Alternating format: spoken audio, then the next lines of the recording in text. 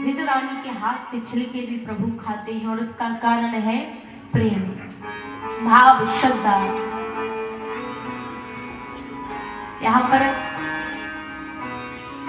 प्रभु विदुर जी के यहाँ पर आते हैं और वहां भोग लगाते हैं, उनको कृतार्थ करते हैं। अब ये जो कौरव थे, इन्होंने अपने पिता धृतराष्ट्र से कहकर पांडवों को वनवास दिलवाया, 1 वर्ष का अज्ञातवास दिलवाया। वनवास पूर्ण करते ही भगवान श्री कृष्ण साथ गए। अज्ञातवास पूर्ण करते ही इसी बीच इनका विवाह द्रौपदी के साथ में होता है। और जब ये वनवास अज्ञातवास पूर्ण होता है तो भगवान श्री कृष्ण ने अर्जुन से कहकर जंगल में आग लगवा दी। उस जंगल में एक गड्ढा उत्पन्न होता है जिसमें बहुत धन था।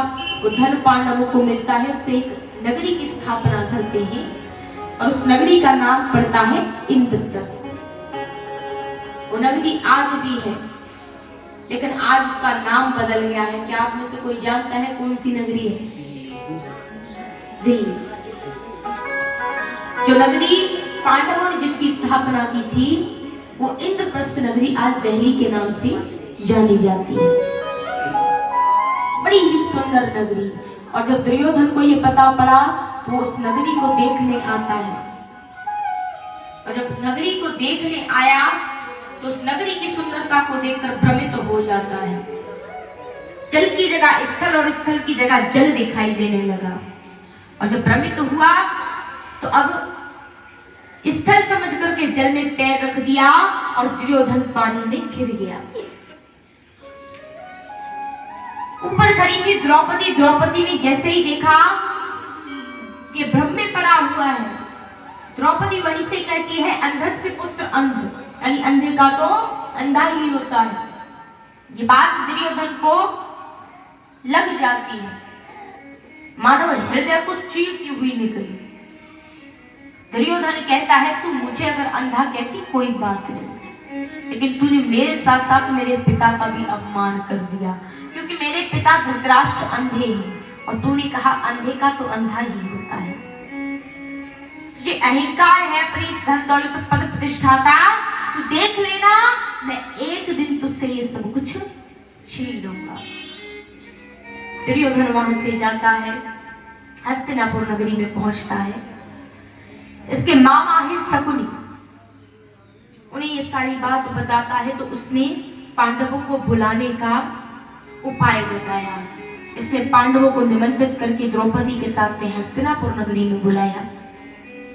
उनके साथ जुआ खेलता है और जुआ में पांडव अपना सर्वस्व हार जाते हैं, यहाँ तक कि अपनी पत्नी को भी हार जाते हैं।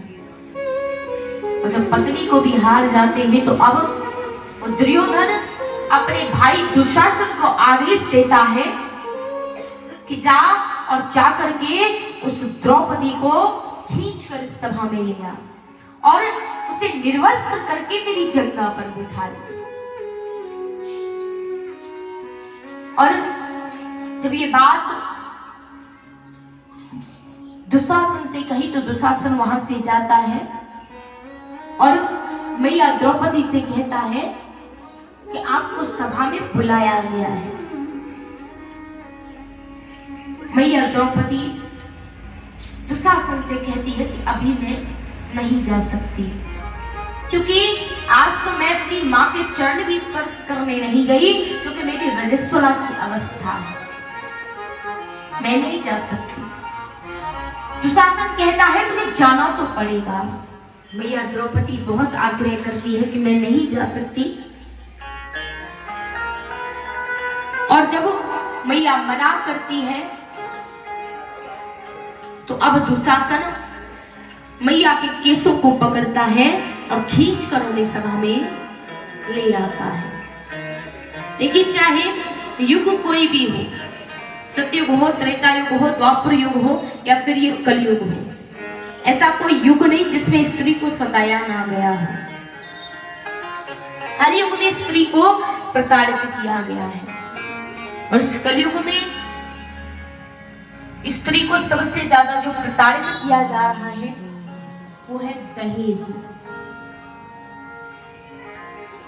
और देखिए, आप सभी से मेरी एक ही प्रार्थना है भैयाओ, आप सबकी बेटियां हैं।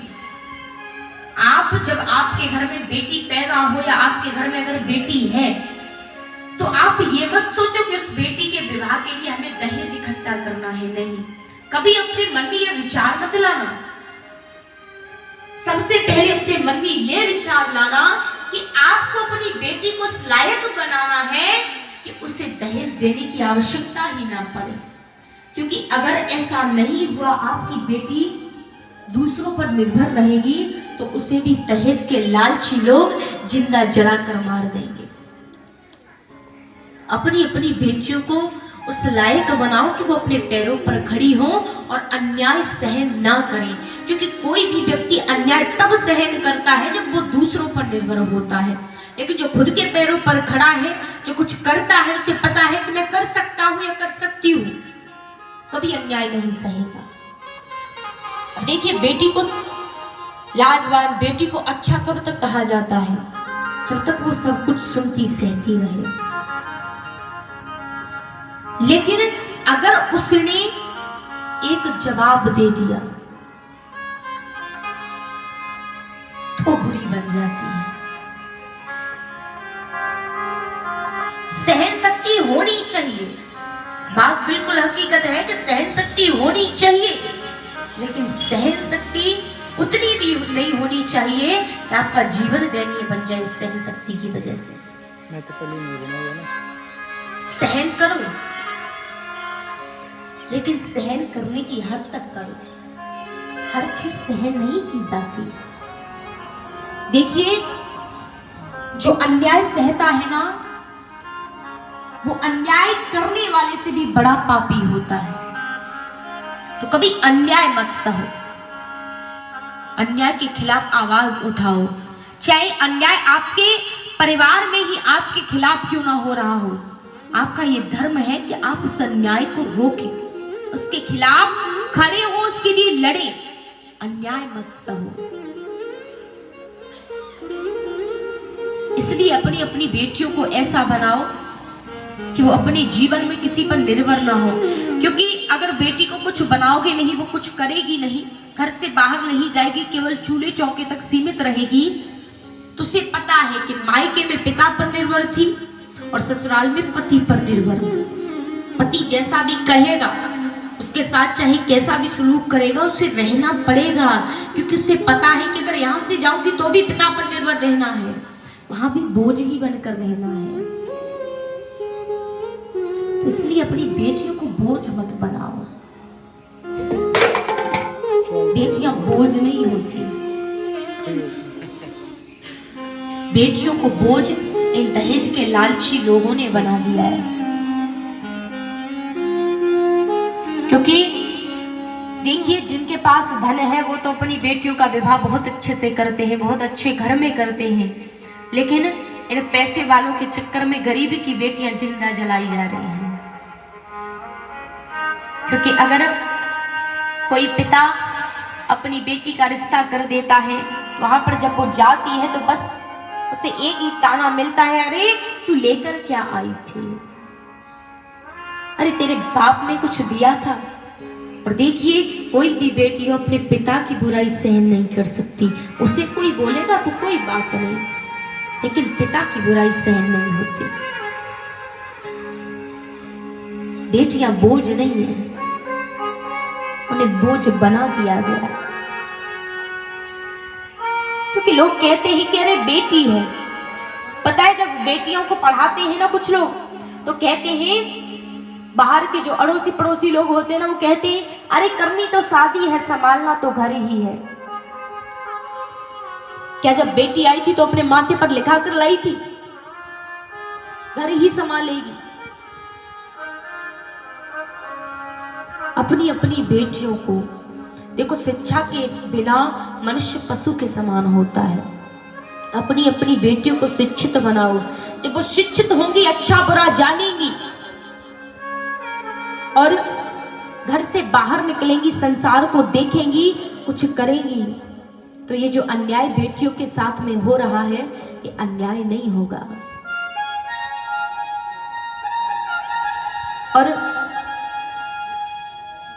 बेटी से बड़ा कष्टदायक जीवन किसी का नहीं होता।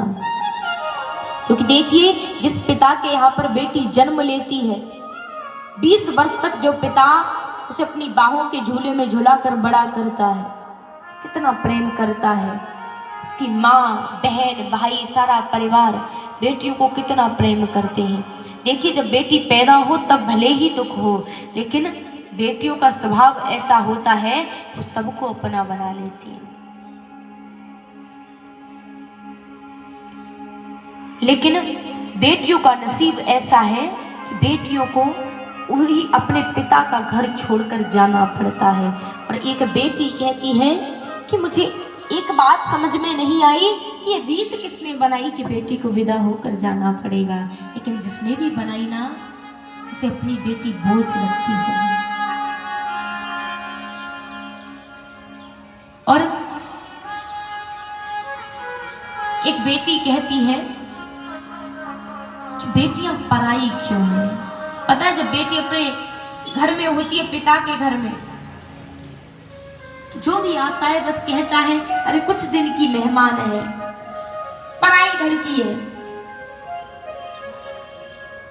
और जब वही बेटी विदा होकर जाती है तो ससुराल में लोग कहते हैं अरे पराई घर से आई है।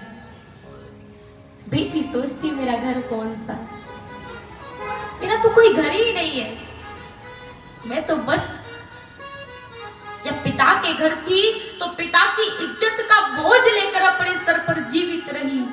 कभी किसी से बात नहीं की, कभी कहीं खड़ी नहीं हुई, कभी कोई गलत काम नहीं किया, तो केवल इसलिए क्योंकि मेरे पिता की इज्जत पर कोई आंच ना आए।